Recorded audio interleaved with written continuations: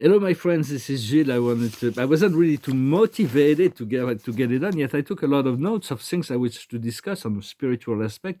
I want to take some. For it is important to realize we're coming very close to this point of freedom. This the end of the tunnel. This 02/02/2022 could be very much the opening the timelines. But it's very important to be able to be the master of our energy by the time we enter into this portal, because if we believe in fear, then danger will manifest. If we believe in love, everything will flow. So it is we have to question ourselves, our thoughts, our words, our action. Is it love speaking, or is it fear and separation? So it is this. We have this little time to prepare for ourselves for that entry point.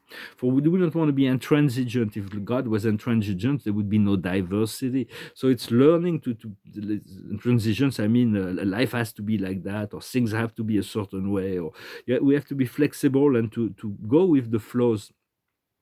As we move into this higher frequency, we become fifth dimensional energy, and then we become completely beyond the negative alien technologies that operate in the conscious subconscious mind of humanity from the lower fourth dimension. So because they come completely unable to process higher energies, so you become completely independent of any of the lower programming. For enlightenment is happening. It's been happening. It will continue to happen. It happens from the day we awaken to the first level of truth for God, eternity, or the eternal life of God exists. The existence of the grand design to the point of the seven level of truth, when there is the actual ascension. It is a process for we learning. And even that is a level after that which will traverse the higher planes of the universe, learn higher lessons, the super universe, the central universe, and will emerge on paradise. So, and even then, we will come to realize we've only learned about 1/7 of the reality of the supreme. There is seven spiritual ascension paths, and there are six others that we didn't even begin to explore. So there will be plenty more, but for it is for right now we can call on the Mahatma, the synthesis.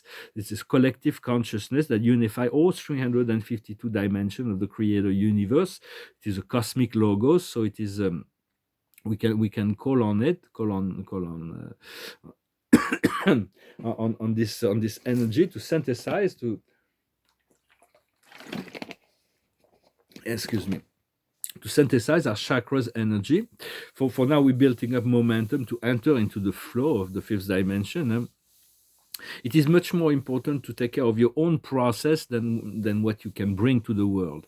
When you listen, it's good to look for the initiation you need to listen to it once and then do it, to anchor the energy within yourself. It's so much more powerful to do and practice in terms of the assistance than just to hear something and share it to assist.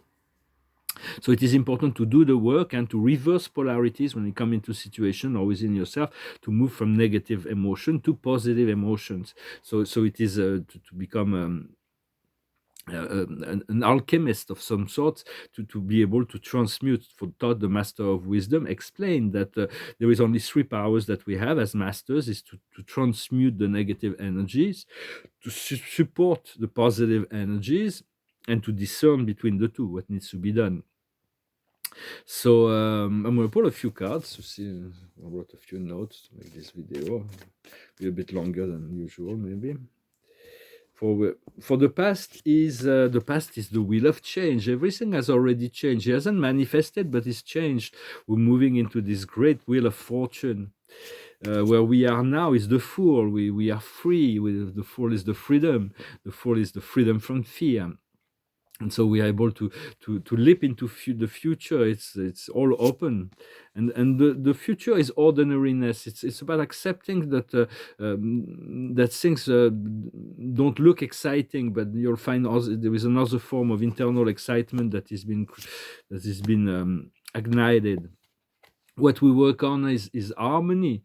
Is to flow with the flow. Is the dolphin. Is the satiety. Is the happiness.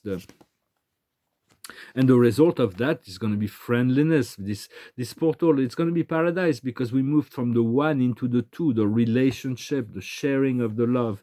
And so So it is very much this paradise portal that is before us.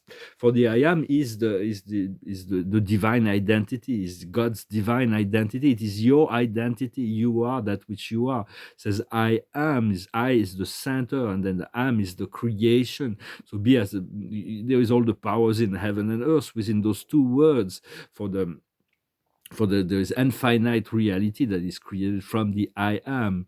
And so for the I am is the Christ. For the Christ is the in this universe, is Christ is the Godhead, is the I am of all persons. Because when Joshua did his effusion incarnation, he came from the master son, is the son and is both the father and the son in the same time. And the Holy Spirit is the mother, the great mother that resembles the seven master spirits.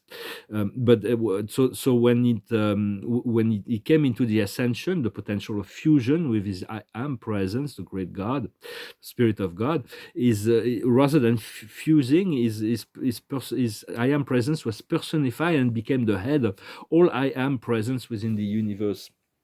And I was having these thoughts since the I am presence are they're completely independent to the universe circuits. They don't even report to the universe administration, but they've never been in contempt of universe administrations. Everybody knows, trust those beings as the ultimate minister to mortal souls. And so I was thinking to communicate. It's easy to communicate through their own channel, so to speak. So you can send one thought and affect all the trillions upon trillions of thought adjusters of I am presence that resides within the local universe. But then you can also, since they're beyond limitation of such kind, you can address all the I am presence within the whole super universe, within the whole grand universe. And at which point, when I did that, I realized that the influence of the power of the I am is very, very and tremendously powerful. And and it made me realize something. I'm discuss a bit about that, of cosmology, if you're interested. Is that there was revealed that paradise is there is three sections. It's an isle of light of life where everything goes around. It's a sacred origin, an absolute sphere of reality. At the very center, there is God, the presence of the Father that is enshrouded within the Son, which is surrounded by the Spirit, and around the deities there is the most holy sphere of paradise. It is a sphere, a great sphere of that there is no residential or anything like that. It's just spiritual work that is being done in this sphere. And then there are 7 concentric zones, circular zones of residential area. The first one is the paradise citizens who live there. And the second zone was originally completely empty because it was for ascending beings. And it's divided in 7 grand sections around the circle. But at the beginning, it was just for ascender. Those who ascend from each of the 7 super universe will have each one of the 7 zones. And so one day, it's like for aeons and eons and eons, this zones was completely empty. There was nobody there. Nobody ascended from the universe to the super universe or to paradise. And then one day there was this being called Grand Fonda. He came from the first super universe. He's the first one that landed, first humans that landed on the shores of paradise. And he became the head of all finality corps and all mortal beings. This is like he's the first one that ever got there. And so, but now it's like at the time, the spirit from the 7 super universe was saying, we hope that someday one of our ascender will actually make it there. And now every day there are countless beings that traverse from all super universes. And the gods have revealed, or the Ancient of Days, would say in their revelations, revealed that maybe it was a divine counselors who was talking about it. I don't want to misquote the source, but they revealed that now on the 7th section of that zone, the ascender from a super universe, there is a 10 with 128 zeros of beings that are now established there. They are fused with the I am presence. They have reached and they have been granted residence on paradise. So there is one with 128 zeros of ascenders. So you can multiply that by 7 in all 7 super universe, and that represents only 4% of that zone. So it's like huge, it's monumental. Well, so I discuss a little bit this. But the presence is really the true identity. You are the I am, and it's to be or not to be. Shakespeare, it's like essential. I am or I am not. But it's just how can you not be who you are? There's just be just. and continue to follow the guidance of your higher self. Um, and it's okay to be, we have to own our unawareness, our shadows, all of that, because otherwise he will trigger you, he will surprise us, he will attack us, he will, but if you own it, then you're not surprised, you know how to deal with that, and slowly but surely you move back towards the original perfection. The highest wisdom is the timeless moment of now, the tick tock. What we need to understand is the destinies. We're here to fulfill our destiny, and our destiny will be fulfilled as long as we continue to follow the guidance and the voice of the heart, the love. What we need to do is to chop some woods to get ready as much as possible. We have to create a safe haven for ourselves as soon as possible, and the outcome is happy circumstances to navigate the shift, create a safe haven. For right now, we have an event, a whole array of distractions that are before us, and we're still sometimes implicated in 3D. It's like a panoply of indulgence. We put on masks, and we but it's not true who truly are. They come from, so it's all about there is a reactivation of our DNA. Right, I've been using essential oil of cedar. I put it on my neck here. It's very powerful for fine essential oils. For the energies of the brain has been reignited.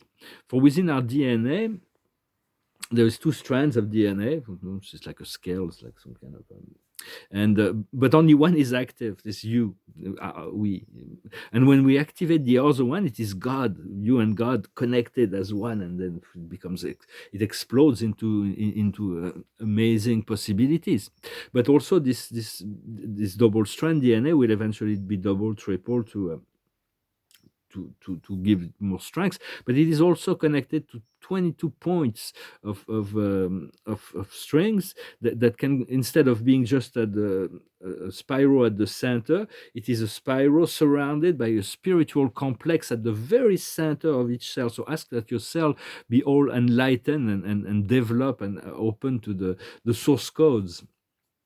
And also, a long time ago, I realized that our DNA is gold plated. There is gold around it, and I thought at the time it was just a thought that the more gold we have, the better the quality of our life and the solidity and the feeling of well-being we'll have. And Spirit confirmed to me that this it is. It is what it is. So it's eventually we're going to move into this great expansion of that DNA that will shift into some kind of Merkaba energies that will create the full crystallization. And continue to turn to the Spirit, the Holy Spirit, the infinite Spirit is the revealer of truth, and for all that we know about the Father and the Son, we get it came from the Spirit that made those meager revelations. But the God do not reveal all that much. They want us to discover things when it is the right time, and so it's very important to integrate and practice and not just listening to things. And so it's but we also want to say that we got to get ready for first contact. The Syrians and the Lyrians have been augmenting the energies of communications, and I know it's all getting. I'm doing my work here. I'm preparing. I'm doing some exodiplomacy. I'm studying some relationships and for first contact. With civilization in the Pleiades. That's kind of a new integration, new planet. I've been working with. For it's all about love, and love teams up with life, and life teams up with the universe. The universe is, there is life everywhere, and where there is life there is love. And so it's about understanding and to know that we have to recreate ourselves each and every day. That I am love, I am light, I have a body, I am alive, I can recreate myself anytime I want within the frame that God created for me. Within that frame, anything is possible. You want to come out of the frame that what God, what your higher self is planning for you. But and understand before we came into human incarnation, we chose to be insect, we chose to be mineral, we chose to be a plant, we chose to be birds, we used to be stars, we used to be rivers, we used to be everything. We experienced everything, and then we said, well, we're going to participate in that forgetfulness and reconnecting to the memory. For it is all about the memory that will re-emerge, this eternal divine memory. And very soon we're going to be able to discuss. But for now, I'm just discussing. I'm just expressing ideas. But I think it would be interesting to have dialogues, to debate. Well, I hope this message was interesting for you. I thank you very much. I'm going to sing a song to finish. A song that went through my mind. It's another song of Elton John, and it goes like this. What do I got to do to make you love me? What do I got to do to make you care? What do I do when lightning strikes me and wake up to find out you're not there? What do I got to do to make you want me? What do I got to do to be heard? What do I say when it's all over? Sorry seems to be the hardest word. It's sad, so sad. It's a sad, sad situation. And it's getting more and more absurd. It's sad, so sad. Why can't we talk it over? Oh, it seems to me that sorry seems to be the hardest word. What do I got to do to make you want me? What do I got to do to be heard? What do I say when it's all over? And sorry seems to be the hardest word. What do I do to make you love me? What I got to do to be heard? What do I do when lightning strike me? And sorry seems to be the hardest word.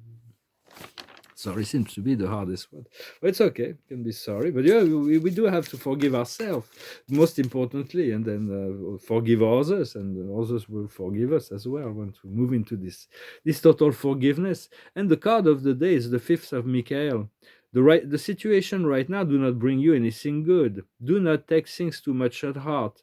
Back up from the situation. So whatever that last message needs to be addressed is like really step out into your well-being, into your power, and then from there it's like the archangel Raphael comes and said, look into new possibility, look into the magical side of life, become aware of your emotion, and your creative power, from moving to the positive energy frequency, and then be free to create and to co-create with the creator. Well, I wish you a wonderful day, and I'll talk to you later. Adonai.